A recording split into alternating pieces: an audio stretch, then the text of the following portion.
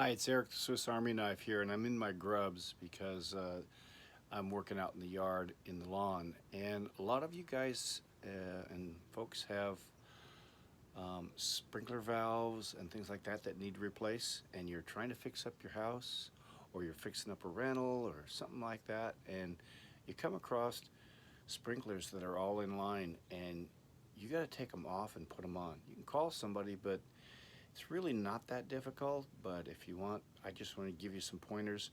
Usually when I make my videos, it's because I'm seeing that this is a problem for most people that are going to put this in.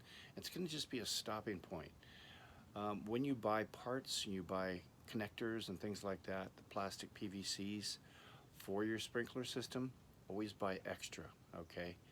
Just to, figure out what you're going to use and buy extra. So there's two things that are going on here, and I'm going to come over here and show you this.